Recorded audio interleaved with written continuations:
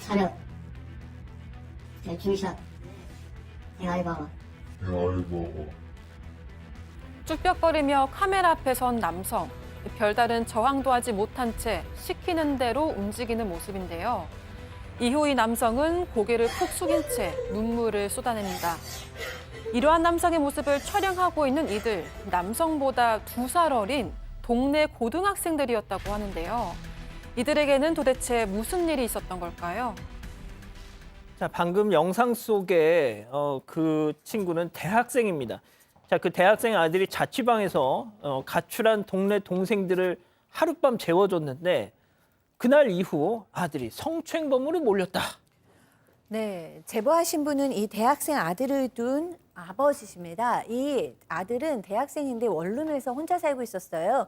그런데 어느 날 전화가 왔습니다. 동네에서 알고 지내던 동생들인데 2살 어린 동생들이었고요.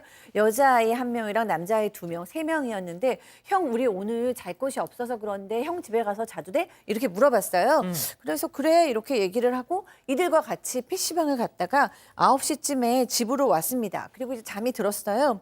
근데 이제 아침에 일어났는데 남자아이 2명은 먼저 아침을 먹겠다고 둘이 나가버린 거예요.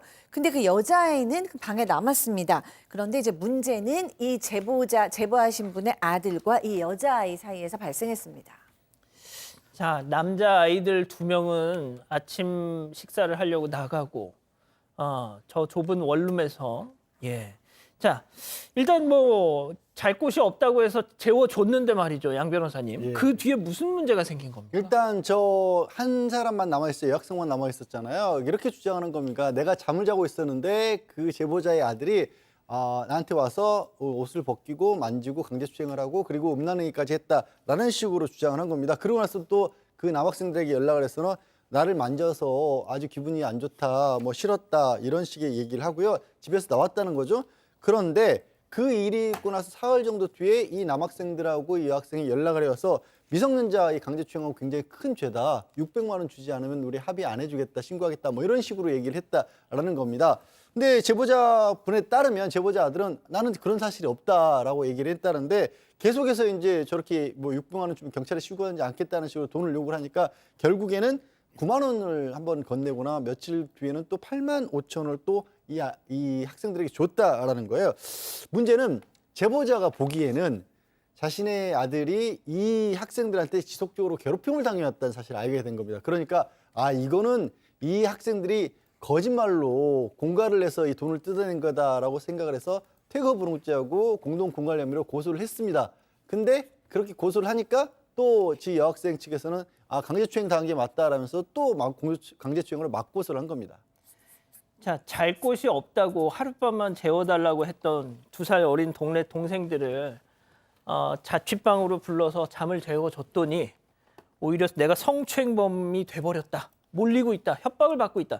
자, 제보자 이 아버님은 내 아들이 잘못한 게 있다면 뭐 당연히 보상도 하고 사과도 하고 죄값을 달게 받으려고 하셨다는 거죠. 자, 그런데 아무리 생각해도 미심쩍었다는 겁니다. 바로 이들의 과거 행적 때문이었죠. 체크포인트 짚어보죠. 자, 담배 셔틀 이게 무슨 얘기인지 제보자 얘기 들어보시죠. 그래야 고등학교 1학년 때 우리한테 막 담배 심부름을 사때 거짓말로 그 당시에 19살이면 담배를 살 수 있다. 담배를 사달라 크고 막 돈을 빌려달라 크고 그래 이제 담배 셔틀 당했지. 돈 빌려줘가지고 우리를 갖다 가지고 장난을 쳤습니다. 그리고 선생님도 하다시피 동생이 선생님한테 예를 들어서 담배 사가지고 우리 집 앞으로 갖고 온나 담배 사가지고 기다리고 있어라 이러면 한두 번 그러면 해줄 수 있지만은 계속 수차로 하면은 선생님은 어떻게 하겠습니까? 자, 일단 제보자 주장인데요. 이미 예전부터 우리 아들이 이 2살 어린 동네 동생들한테 이런 식으로 담배 심부름까지 하면서 괴롭힘을 받아왔다. 네, 제보자 주장에 따르면 고등학생일 때부터 이 편의점에서 담배를 사오게 시켰다고 합니다. 19살이면 담배를 살 수 있다고 속여서 시켰다고 하는데요. 그런데 편의점주에게 아들이 적발이 되면서 좀 곤란한 상황에 빠진 적도 있다고 합니다. 이런 담배 심부름은 기본이고 돈을 빌려가서 갚지 않은 적도 있었다고 합니다. 또 아들이 성인이 되고 나서는 보호자로 썼다고 하는데요. 늦은 시간 PC방, 노래방에 끌고 다녔다고 주장을 했습니다. 했습니다.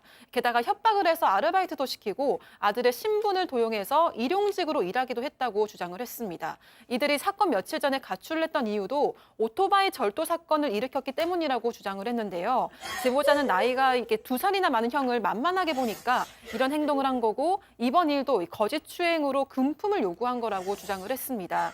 실제로 강제추행을 주장한 사건이 있고 나서 이 학생들은 제보자 아들 집에서 아들에게 이 차렷, 멸중시어, 머리 박아 이러면서 명령하는 모습을 촬영을 했습니다.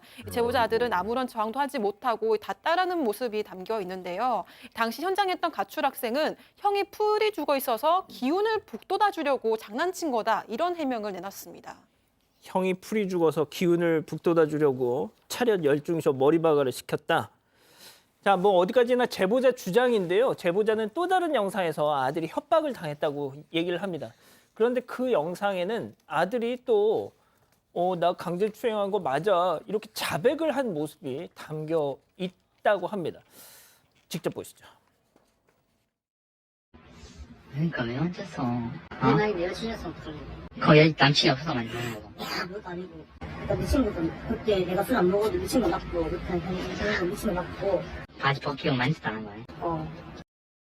그래서 이제 그 애들이 이제 우리한테 저 친구들이 한번 싸움 잘하는 한마디 일진 아들이 많다. 그래 뭐 패가지고 뭐 어떻게 한다 막 그런 협박이 아니라 겁을 준 거라요. 뭐 그래 우리가 그래서 알았다 그러면 사과할게 앞에서 그 애들이 저렇게 이제 몰래 차이를 한 거죠. 자, 박 변호사님, 예. 이 아버님 주장은 그러니까 협박을 받아서 한 그렇죠. 거짓 자백이다. 영상에 보면 지금 미안하다, 내가 그런 행동했다라고 자백하는 모습이 지금 나옵니다. 그렇지만 아버지는 그 자백이 뭔가 협박을 당해서 특히 일진이 많다면서 그 학생, 그 비군이죠. 아들을 협박하면서 허위 자백을 유도했다라는 게 이 동네형 아버지의 주장이고요. 다만 비군, 가출 청소년은 아니다. 먼저 그 형이 자기가 만졌다고 고백을 했고 일진 얘기한 바도 없고 영상을 찍는지도 몰랐다라고 본인은 얘기를 하고 있습니다. 그렇지만 또 문제가 있습니다. 그 현장에 있었던 남학생이 형 미안하다, 100만 원 준다길래 협박해서 동영상 찍은 거다라고 미안하다, 용서해 주면 좋겠다 메시지를 보내왔다고 합니다. 이 메시지입니다. 그래서 결국은 이 강제추행죄 관련해서 재판부 같은 경우는 이 영상이 증명력이 인정되고 된다고 보기 힘들다라고 판단을 했습니다. 자, 양 변호사님, 검찰은 저 대학생 아들을 기소했더라고요. 그래서 1심 재판 선고가 얼마 전에 있었어요. 네, 그렇습니다. 일단 아직은 확정은 아니지만 1심에서는 무죄 선고를 했습니다. 몇 가지 근거를 들었는데 일단 성범죄에서는 피해자의 일관된 진술이 굉장히 중요한데 중요한 범죄 사실에 대한 진술이 계속 바뀌었다라는 거예요. 게다가 거짓말 탐지기에서도 거짓 반응이 나타났다라는 거거든요. 그러니까 믿기가 좀 어렵다라는 거고 그리고 이 피해를 주장하는 쪽에서 사건이 있었다는 다음 날에도 또 하루를 거기서 묵었다라고 하는 겁니다. 아, 그 사건 다음 날도 네. 그 자취방에서 잤다. 그러니까 이 같이 있긴 있었는데 등을 돌린 채 있었고 이 신체적 접촉이 있었던 건 아니다라고 재판부는 1심 재판부에서 일단 봤던 거고요. 그리고 이런 내용도 있었다라는 겁니다. 먼저 이 자기들끼리 얘기를 주고받는 상황에서 어떤 식으로 얘기를 할 거냐 그랬더니 형이라는 사람이 먼저 얘기 꺼냈다는 식으로 얘기를 하자. 그러니까 공모를 했던 정황까지도 보여서 재판부에서는 일단 피해자의 주장을 믿을 수 없다라고 봐서 무죄를 선고를 했습니다. 1심은 무죄였는데 검찰이 또 항소를 했더라고요. 네, 검찰은 이제 혐의가 있다고 본 것 같습니다. 검찰의 항소에서는 크게 두 가지 이유가 있습니다. 일단은 피해자 여성이죠. 그 A 양의 진술이 뭔가 좀 바뀌긴 했지만 단순한 기억의 혼동으로 보인다라고 주장을 하고 있고요. 피고인 역시 이 청소년들한테 욕설 문자를 보낸 적이 있다고 합니다. 아마 무서워하지 않는다. 두려운 대상으로 보지 않는다라고 보인다라고 검찰은 봤고요. 더더군다나 이 피해 학생하고 누워 있을 때 본인도 음란행위를 했다는 점이 있으니까 뭔가 강제추행의 점이 있다라고 봐가지고 항소를 했고요. 결과는 좀 지켜봐야 될 것 같습니다.